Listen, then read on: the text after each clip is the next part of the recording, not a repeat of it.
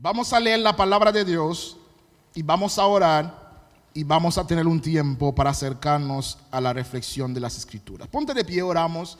Oramos, Padre, te damos gracias por este día, por la oportunidad de congregarnos en tu casa para adorarte, para bendecirte, para proclamar y celebrar que nuestro Dios vive, que nuestro Cristo resucitó. Gracias te damos por habernos guardado hasta este momento y sabemos que el Dios que comenzó la buena obra es fiel para cumplirla, para terminarla hasta el día de Jesucristo. Gracias te damos, oh Dios, porque a pesar de las dificultades nos has guardado de malas noticias.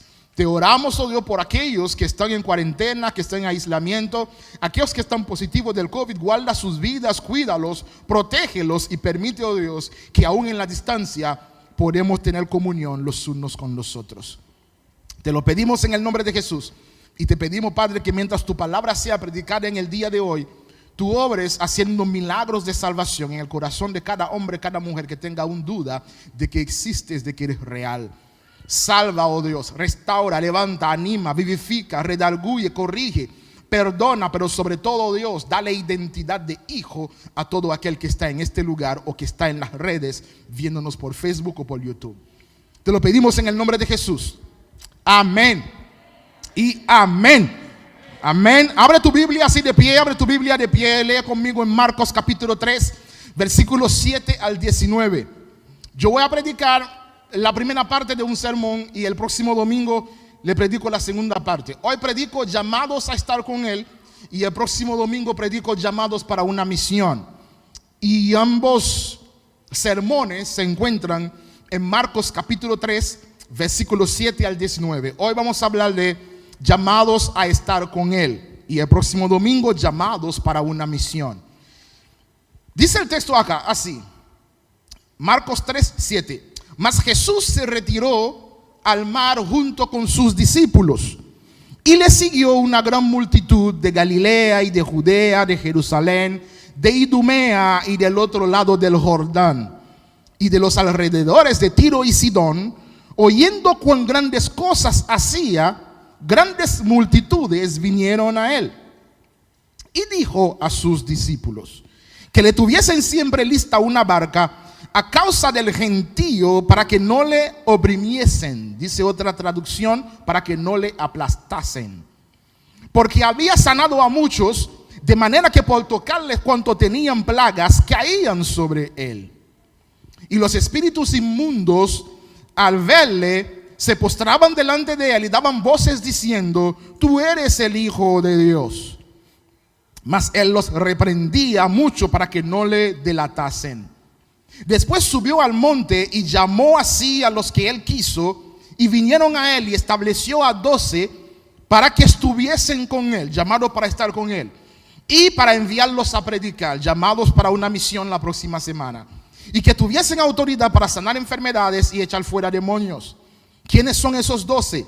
A Simón, a quien puso por sobrenombre Pedro, a Jacobo, hijo de Zebedeo, y a Juan, hermano de Jacobo, a quienes llamó Boanerges o hijos del trueno, Andrés, Felipe, Bartolomé, Mateo, Tomás, Jacobo, hijo de Alfeo, Tadeo, Simón el cananita, Judas el Iscariote, el que lo iba a traicionar. Y estos vinieron a casa. Se pueden sentar. Amo el evangelio de Marcos. Primero fue el primer evangelio que se escribió. Y es muy curioso que el primer evangelio que se escribió pensando en el mundo gentil, no en el mundo judío. Marcos está escrito pensando en la mente de los romanos. Marcos escribe para hablarle a los romanos, evangelizar a los romanos. Y los romanos tenían una característica muy común a nuestra generación. Eran gente de mente rápida, eran gente impaciente, eran gente de acción, gente que le gustaba que la cosa se hiciera rápido. Por lo tanto, el evangelio de Marcos le habla perfectamente a esta generación, ¿no? A los jóvenes que la mucha palabrería a veces los aburre. Por eso Marcos es tan constante, parece una película de acción, ¿no? La palabra que más se repite en Marcos es enseguida, inmediatamente, rápidamente, luego.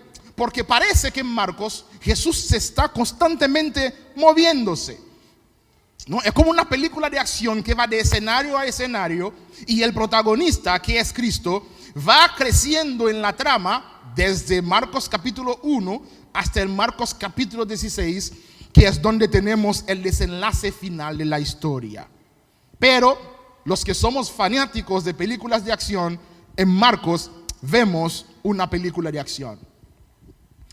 Pero para que tengamos un poco de contexto por cómo comienza el pasaje que dice más, Jesús se retiró al mar junto con sus discípulos, sería bueno leer el capítulo 3 completo de Marcos.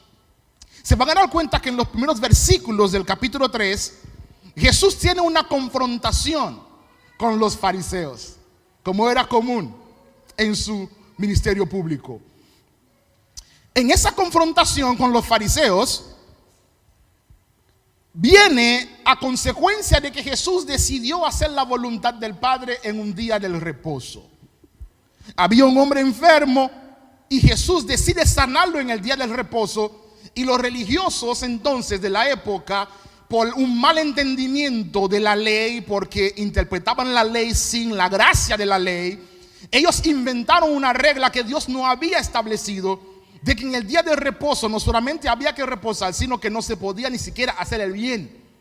Y Jesús entonces los confronta, los reprende, y Jesús sana a ese hombre enfermo.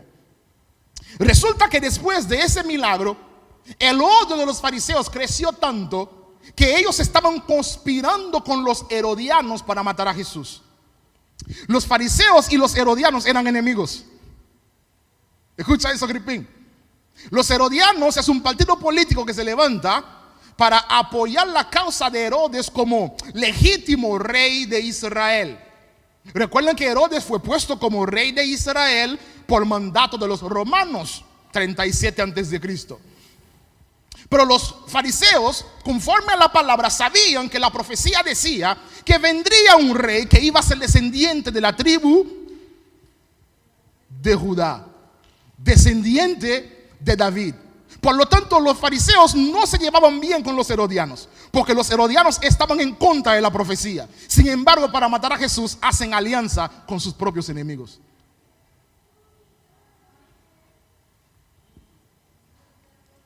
Cuando Satanás quiere destruir un propósito, está dispuesto a hacer que aún los peores enemigos hacen alianza para destruir el sueño de Dios en la vida de un hombre y de una mujer de Dios. Entonces los fariseos y los herodianos hacen una alianza para matar a Jesús. Pero como Jesús sabía algo muy importante, es que su tiempo no había llegado aún. Sabía que tarde o temprano ellos lo iban a asesinar, pero no en ese momento, al principio de su ministerio. Tenía que ser al final, después de 3 años de ministerio. ¿Y qué es lo que hace Jesús entonces? Jesús evita la confrontación, Jesús evita caer en la trampa que le estaban tendiendo y se fue a un lugar llamado Galilea. En el ministerio de Jesús hay 2 ciudades sumamente importantes que siempre resaltar. La primera ciudad es Jerusalén. Jerusalén es la capital política de la nación. Jerusalén es la capital espiritual de la nación. Jerusalén es donde viven los fariseos, los saduceos, los esenios. Jerusalén es donde viven los intérpretes de la ley. Jerusalén es donde viven los hombres y mujeres que estaban muy atados a la religión judía de la época, muy tradicionalistas, muy rígidos, muy conservadores, y era casi imposible llevar a cabo el ministerio de Cristo en esta ciudad. Greg, ¿puede poner la presentación, por favor? Sí. Entonces era casi imposible seguir su ministerio en esta ciudad. Por lo tanto, Jesús se aleja de Jerusalén y se refugia en Galilea. Galilea, a diferencia de Jerusalén, estaba un poquito más al norte de la tierra prometida. Era una ciudad que se parecía al Nueva York de hoy, donde había todo tipo de gente. Era una ciudad un poquito más liberal, una ciudad más abierta a las nuevas ideas, una ciudad más abierta a escuchar un nuevo maestro. Y precisamente Jesús dedicó el 90% de su ministerio público en esta ciudad.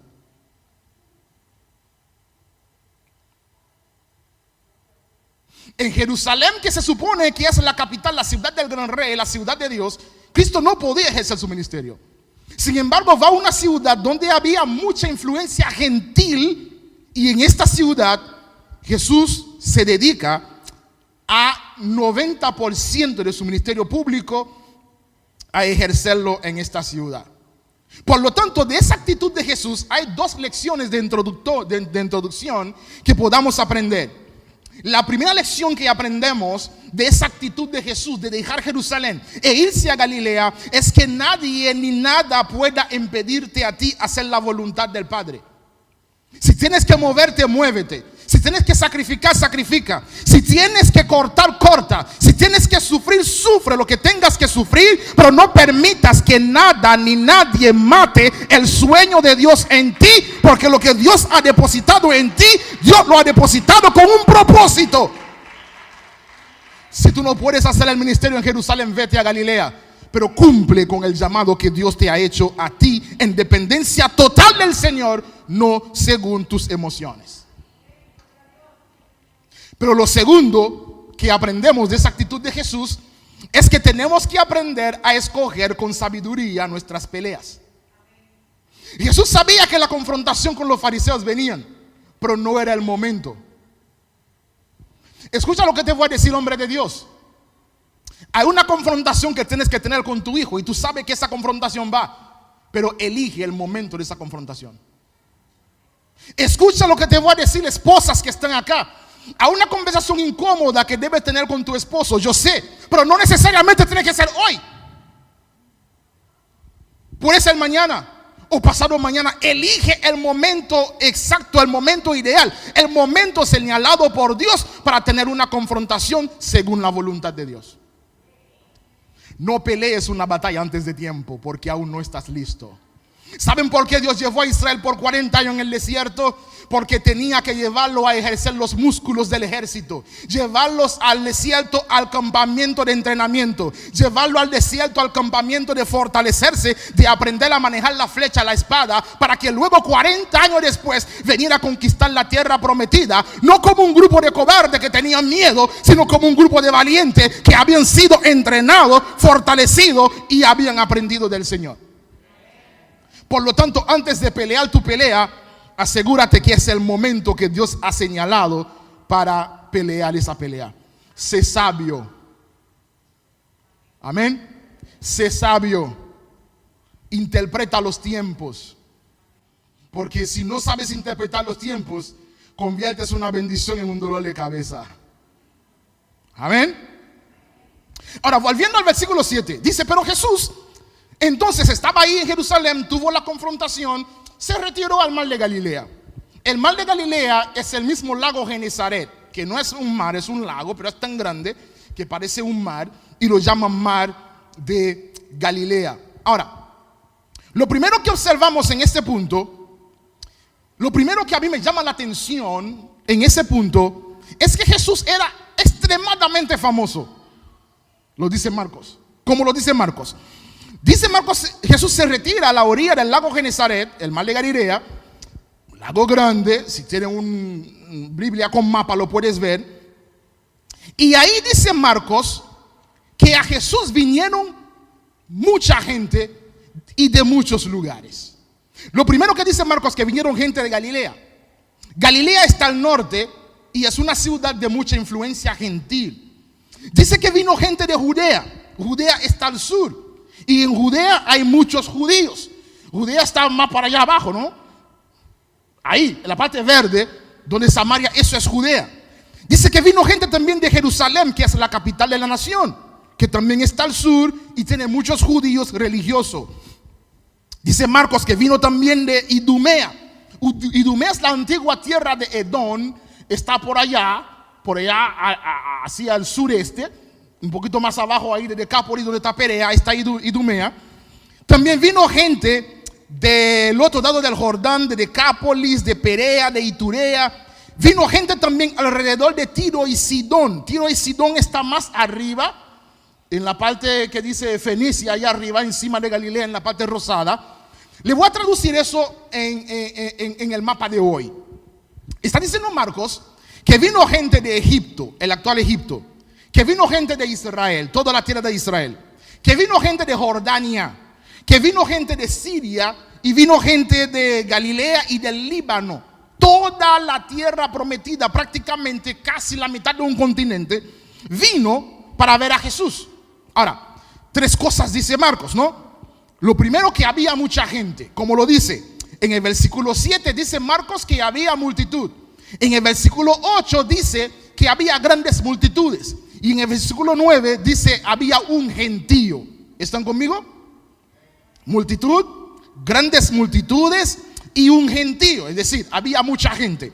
Lo número 2, dice Marcos que había mucha clase de personas. Habían judíos, habían gentiles, habían edomitas, habían fariseos, habían de todo tipo, toda clase de gente. Y lo tercero que dice Marcos, que había gente de todos los lugares, ¿no? Cerca, lejos, norte, sur, sureste, este, noroeste, a pie, en barcos. Entonces, podemos concluir, mis amados, que conforme a los estándares del mundo de hoy, Jesús tenía un ministerio personal muy exitoso, ¿sí o no? Porque un evangelista que logra convocar todo un continente para venir a verlo simplemente, hoy en día sería muy exitoso. Estaría montándose un avión cada 2 días, ¿sí o no? ¿Sí o no? Entonces no había duda de que Jesús era sumamente exitoso, al punto tal que su éxito se convirtió en un peligro para su seguridad física. Observa lo que dice el versículo 7, el 9 mejor dicho.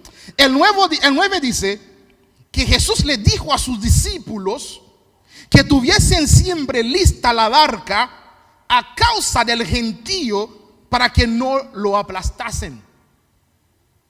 En español: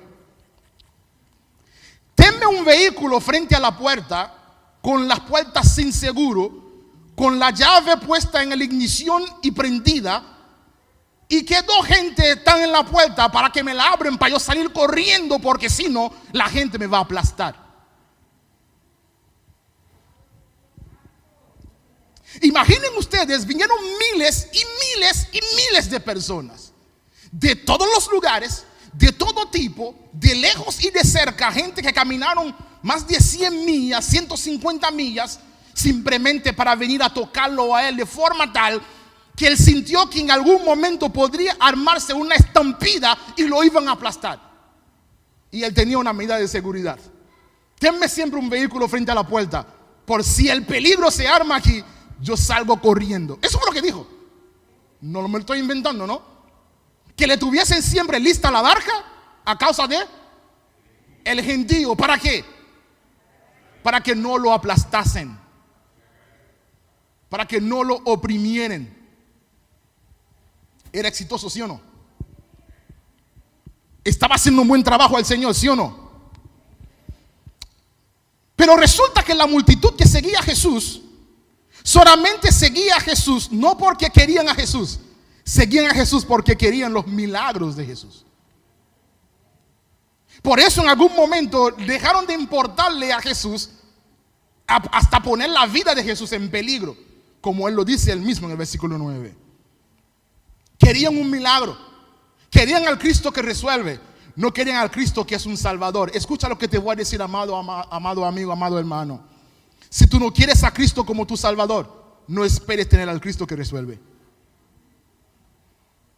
Si tú no quieres a Cristo como tu Señor, no esperes que Cristo sea el Cristo que te resuelve. Porque usar a Jesús no es posible. Si tú quieres de Jesús, tú debes ser primero de Jesús.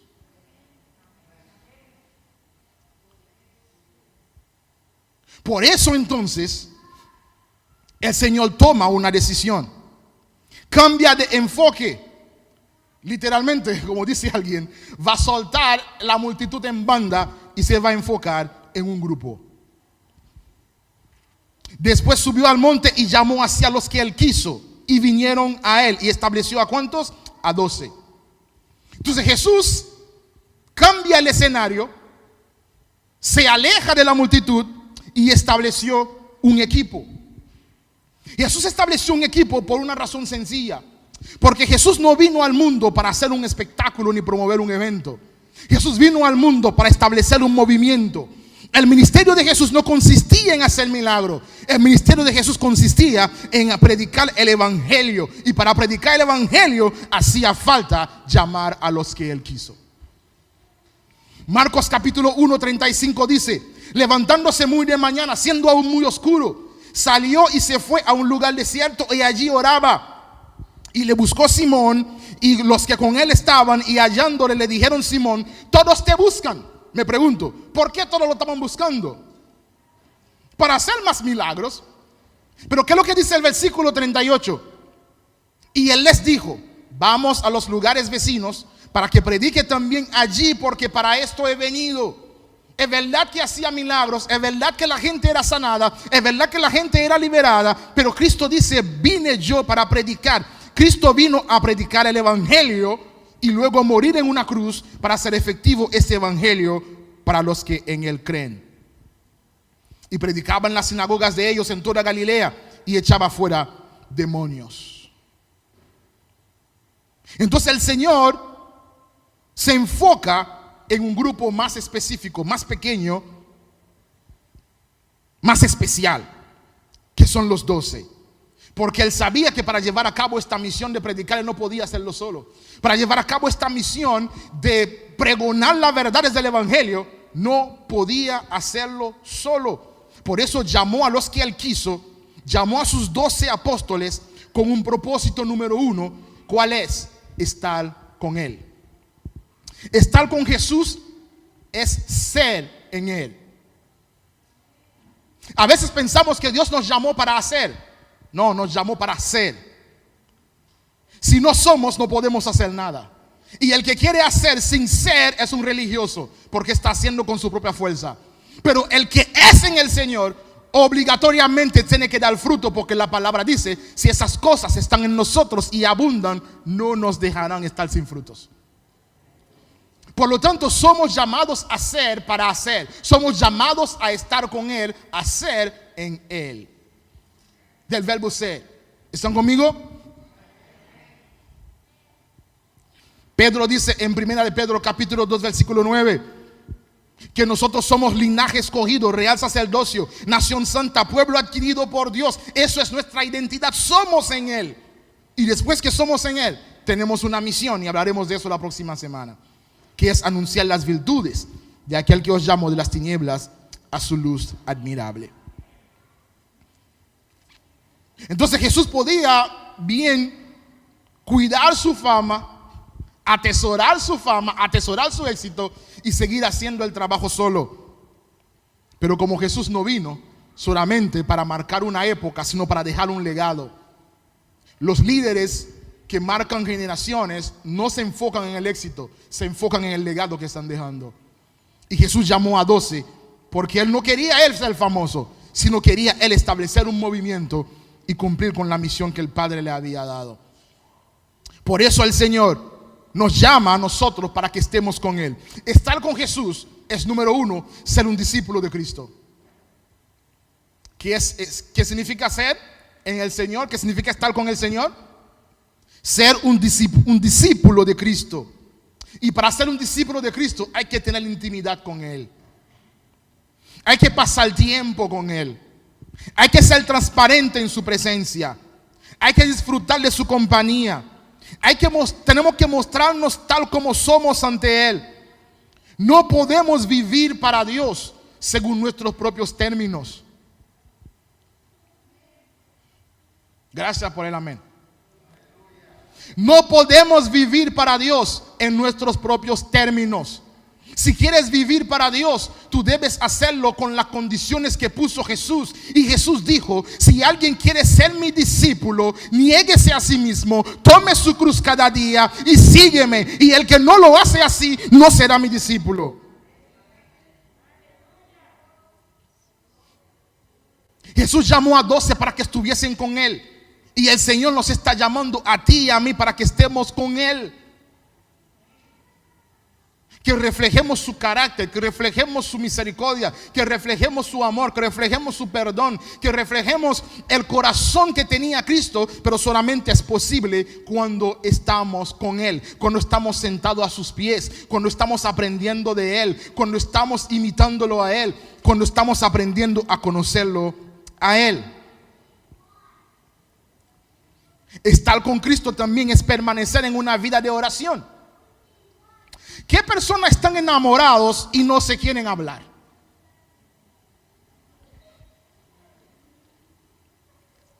Si tú estás enamorado de Dios, ¿por qué no quieres hablar con Dios? Porque orar es eso, hablar con Jesús.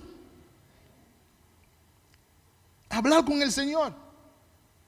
Entonces, si quieres estar con Jesús, debes dedicarle tiempo a hablar con el Señor.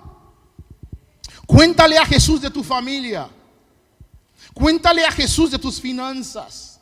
Cuéntale a Jesús de tus dudas, de tus temores, de tus tentaciones. Dile lo que quieres, lo que piensas. Habla con Jesús de madrugada, de tarde, de noche. En todo momento la puerta de la gracia está abierta, esperando que lo cruce un hijo o una hija de Dios y comienza a meterle conversación al Dios del cielo. Te voy a decir algo, iglesia. Si tú me preguntas cómo yo estoy cuando termine el servicio, fácilmente te digo que estoy bien. Lo decimos hasta por costumbre o por cultura. Si te pregunto cómo estás, me va a decir que estás bien. Pero Jesús no necesita que le digas que estás bien para saber si estás bien. Pero aún así, Jesús necesita que le digas cómo estás. Porque Él es tu amigo fiel. Y los amigos son amigos incondicionalmente, ¿sí o no? Y Jesús es tu amigo fiel, que es tu amigo incondicionalmente. Solo dile lo que sientes. Sé transparente con el Señor. Porque la palabra dice: ante Él venimos todos desnudos. Como cuando Dios llamó a Adán en el huerto del Edén. Adán, ¿dónde estás? Me escondí. Como si pudiese esconderse de la presencia del Señor. Nadie se esconde de Dios. Simplemente puedes ser transparente con Dios. Es el único camino que te queda. ¿Alguien dice amén? Estar con Él es dedicarnos a ser su discípulo, a una vida de oración, pero una vida de comunión. Permanecer en comunión con el Espíritu Santo, en comunión con Dios, en comunión con los hermanos, congregarte regularmente, estar siempre en la presencia del Señor. Quiero hacer una reflexión final sobre ese pasaje antes de terminar. La razón por la cual Cristo vino a este mundo es para predicar el Evangelio, como dice Marcos capítulo 1. Haciendo milagros, adquirió una fama descomunal, una fama increíble.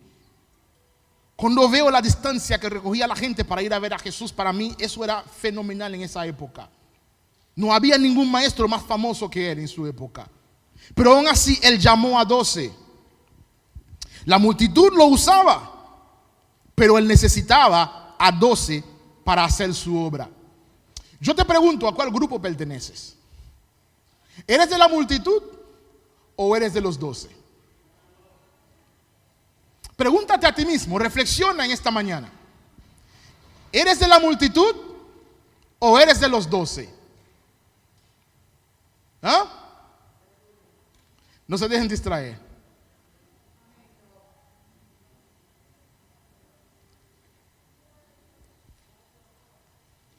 Dios les bendiga.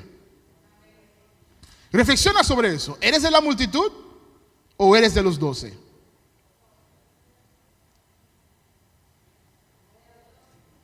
¿Eres de los que busca solamente un milagro o de los que quieren estar con Él? Yo quiero estar con Él. ¿Sabe por qué? Porque en la Biblia no están los nombres de los que buscaban los milagros. En la Biblia están los nombres de los 12. Amén. En la Biblia aparecen los 12. Los que somos de Cristo debemos siempre amar estar con Él. Amar estar en su negocio, a sus pies, aprender a ser como Él y a reflejarlo a Él. Siempre habrá multitudes buscando milagro, pero Dios anda buscando a 12, a 13, a 14, a 1, a 2, a 3, a 4 que simplemente lo aman a Él porque quieren estar con Él. El primer paso para estar con el Señor es ser un discípulo del Señor. Es nacer de nuevo. Es ser miembro de la familia de la fe. Tal vez digas, yo no tengo los atributos para ser hijo de Dios. No tengo las condiciones ni las cualidades para estar con Él. Pero tú sabes, de los 12 que Cristo llamó, ¿tú sabes lo único especial que tenían ellos? ¿Alguien quiere saber? Es que no tenían nada especial. Lo único especial que tenían es que no tenían nada especial. Eran 12 hombres ordinarios usados por un Dios extraordinario para hacer cosas extraordinarias. Para que la excelencia del poder, de la gloria, de la alabanza sea siempre del Dios del cielo. Ellos no tenían apellidos, ellos no tenían fama, ellos no tenían prestigio social, eran 12 hombres comunes y corrientes. El apóstol Juan tenía entre 16 y 20 años, un niño. Pedro ya había pasado ya la edad de retiro. Los hijos del trueno eran de la izquierda. El celote era de la derecha. Imagínate ustedes que Jesús sentado en la mesa con uno de la izquierda, uno de la derecha, un jovencito que es un niño que terminó durmiendo en sus pechos, otro anciano que siempre iba adelante, contestaba antes de pensar las preguntas y metía de vez en cuando la pata, uno que era de Iscariote, que lo iba a traicionar. Los pescadores eran de la clase media, común trabajador. Y había uno llamado Leví, Mateo, que era un imperialista porque trabajaba para Roma. Yo no quisiera ser líder de ese equipo, jamás. Me nombran líder de ese equipo, yo renuncio. Eran 12 hombres comunes, como tú, como yo. Desde jóvenes como Juan, adolescente. ¿Cómo Jesús hizo para sentar a un adolescente y un anciano como Pedro en la misma mesa, al mismo nivel? ¿Cómo lo hizo? ¿Cómo lo hizo Julio? En su equipo tenía un adolescente, pero tenía un hombre más maduro, que podía ser su papá. Madurez y entusiasmo. Tenía un revolucionario de la izquierda y un par de ultraconservadores de la derecha.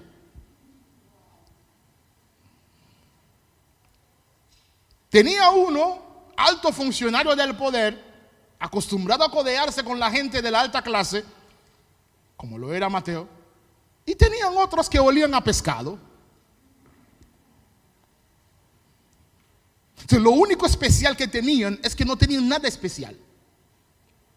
Y si Dios usó a esos 12 hombres para establecer el movimiento más grande que la historia humana haya conocido, un movimiento que cada día sigue creciendo, que hoy mismo se agregan miles y miles de hombres y mujeres a este movimiento, que somos nosotros, los hijos de Dios, la familia de la fe. Y hasta que Cristo venga, la iglesia no se detiene, la iglesia sigue creciendo, con coronavirus, sin coronavirus, con la izquierda, con la derecha, con lo alto, con lo bajo, con quien sea que venga, porque la iglesia prevalecerá, porque así Dios lo ha establecido y Dios quiere seguir haciéndolo contigo, contigo, contigo y contigo. El Dios que lo hizo con Pedro y con Juan es el Dios que lo hará contigo, amados. Así que en el 2022 prevalecer en el Espíritu es un llamado a estar con Dios, es un llamado a estar con Cristo, es un llamado a tener una vida de intimidad y es un llamado a tener una vida de obediencia. Para Dios no hay nada imposible. Lo hizo una vez, lo hará otra vez. ¿Alguien dice amén? Lo hizo una vez, lo hará otra vez. Porque Dios es el mismo ayer, hoy y por los siglos. Somos llamados a estar con Él. ¿Aquí hay alguien que quiere estar con el Señor? Puedes ponerte de pie. Puedes ponerte de pie y decir que somos llamados a estar con Él. Llamados a estar con Él. Cristo no le hacía falta gente. Ustedes lo vieron en el pasaje, ¿no? Vinieron gente de lejos, gente de cerca, judíos, gentiles, edomitas. Vinieron gente de Egipto, de Jordania, de Líbano, de Siria, de Egipto. Vino gente de toda parte para verlo. No le hacía falta gente. Pero aún así Él llamó a un equipo. Y te llamó a ti en ese equipo. ¿Quién soy yo para que el Señor me llame? Mira, no eres nadie. Simplemente eres uno que Dios escogió. Y el hecho de que Dios te haya escogido te hace a ti especial para Él. Tú solamente tienes que saber que eres especial para Él. Y eso basta. Que el hombre no te toma en cuenta, ¿qué importa? Que el hombre no te aplaude, ¿qué importa? Que el hombre no te reconozca ni te dan una placa de madera, ¿qué importa? O uno de cristal que se puede romper, no sé. Que el hombre no te reconozca, no importa.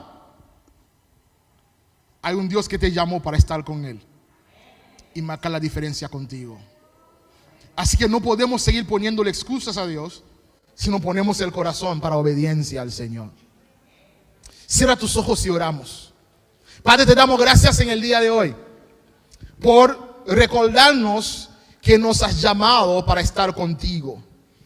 Te damos gracias porque tú has quitado todo impedimento, toda distracción, cualquier cosa que no permitía que estuviésemos contigo en el día de hoy. Pero aquí estamos, porque así tú lo has permitido. Tú eres el Dios que la buena obra comenzó. Eres el Dios que lo va a terminar, lo va a completar. Gracias, Padre, te damos porque tu poder en nosotros se perfecciona en nuestra debilidad y haces en nosotros aquellos que no pensábamos que podíamos hacer, aquello que ni teníamos la capacidad ni el entrenamiento para hacer. Danos el corazón que tenía Cristo, que cuando encontramos, oh Dios, oposición en Jerusalén, en el lugar donde están los religiosos, donde está el templo, donde, oh Dios, hay tanto que saben tanto que no están dispuestos a aprender nada nuevo, que nos movamos a Galilea, donde hay hambre y sed de ti. Yo no sé tú, pero yo sé que hay una Galilea que nos espera a todos. Hay un Galilea que te espera a ti. Hay un lugar que te espera a ti para hacer la voluntad del Señor. No por el aplauso de la multitud, sino para cumplir con la misión que Dios nos ha llamado a cumplir. Padre, en el día de hoy queremos estar contigo. No sé si alguien que quiere oración dice: yo quiero oración porque quiero que el Señor avive mi vida de intimidad, mi vida de oración. Yo quiero ser un discípulo. Yo quiero vivir apegado al Señor. Yo quiero orar por ti. Levanta tu mano ahí donde estás. No tienes que venir aquí delante. Quiero orar por ti, Padre. Oro por tu iglesia para que tu iglesia despierte en una vida de intimidad. Yo oro por cada hombre, cada mujer que está en este lugar, para que avives el don, el fuego, la pasión. Todo aquello, Dios Padre, que han tirado la toalla, que han entregado el ministerio porque están cansados. Aquellos, Padre, que no han visto resultados, han dicho que eso no funciona. En el día de hoy yo clamo, Dios, que tu misericordia los alcance. Jesús tenía todo el resultado que tú estás deseando. Miles lo estaban oprimiendo, aplastándolo, y se alejó y se sentó con 12. Yo creo que Dios está llamando a la iglesia a redefinir lo que significa éxito. ¿Qué es éxito en tu familia? ¿Qué es éxito en tu trabajo? ¿Qué es éxito en tu finanza? ¿Qué es éxito en tu ministerio? Yo creo que éxito bíblicamente es hacer la voluntad de Dios, independientemente del resultado. Porque algunos siembran, otros riegan, pero Dios es quien da el crecimiento. Iglesia, sé fiel a Dios. Sé fiel a lo que Dios te ha llamado. Sé fiel en obedecer. Sé fiel en perseverar. Sé fiel en pagar el precio. Porque cuando Cristo llamó a cada uno de esos 12, no tenían idea de que Cristo lo estaba llamando a una vida de sacrificio, pero respondieron. De los 12 apóstoles, solamente Juan murió de viejo en su cama, pero todos fueron masacrados. Su carne alimentó a los leones. Fueron pasados por fuego. decapitado, desmembrado. Usaron sus cadáveres para alumbrar las ciudades, usarlos de antorcha, pero respondieron al llamado porque conocían el que lo estaba llamando. Sabían que había una multitud que venía de todo lugar, y de esa multitud Jesús los escogió a ellos sin tener nada especial. Ni siquiera podían hacer equipos porque estaban en bandos contrarios, pero terminaron muriendo los unos por los otros. Eso es lo que hace el evangelio. Como los celotes y los hijos del trueno pudieron sentarse en la mesa a comer con Jesús, no tengo idea. Y tú te estás dividiendo de tu familia por asuntos de republicano y demócrata. Arrepiéntete.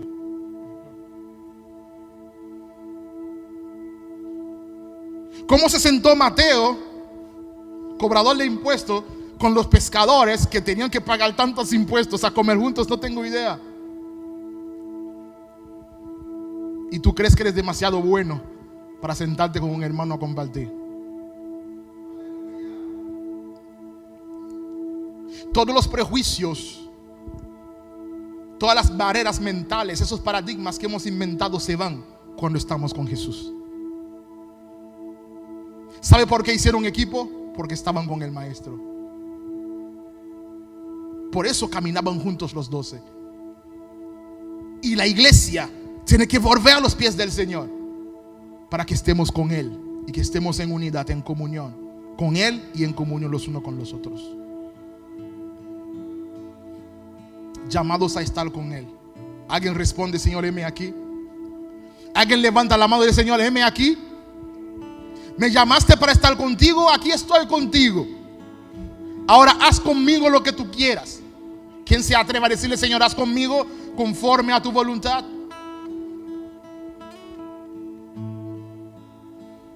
Hoy es un día para ir al Getsemaní, ahí a morir, a ser quebrantado como Cristo, pero orándole al Señor y dile: que no se haga mi voluntad sino la tuya. ¿Cuántas veces quisiéramos estar en otros lugares, en otros asuntos, en otros negocios? Pero no se trata de nosotros, se trata de Dios. Y si vas a servirle a Dios, si vas a estar con el Señor, tienes que estar donde te quiere el Señor. No te estoy diciendo que va a ser siempre fácil ni cómodo. Tampoco va a ser el lugar donde tú quieres estar, pero es el lugar donde Dios quiere que estés.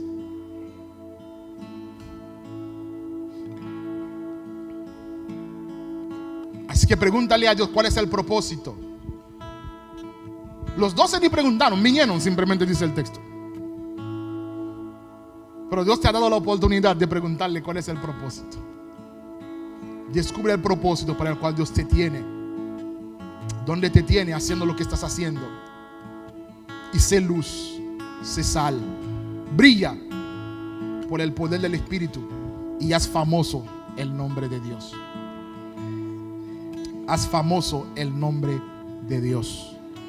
Haz famoso, no tu nombre, sino el nombre de Dios.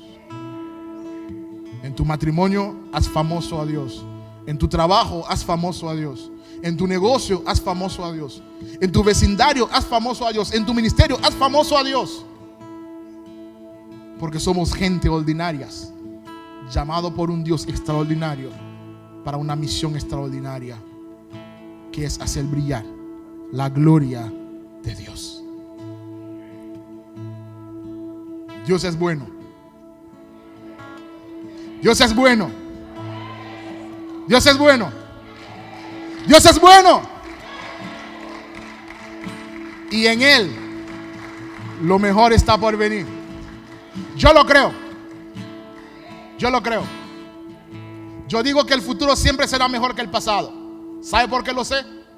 Porque vamos hacia el futuro. Si el pasado fuese mejor, Dios nos hubiera dejado allí. Pero Dios te sacó del pasado para llevarte al futuro, porque el futuro es mejor. Porque el Dios de la Biblia nos lleva de gloria en gloria, de bendición en bendición, de triunfo en triunfo. Y su voluntad es buena, agradable y perfecta.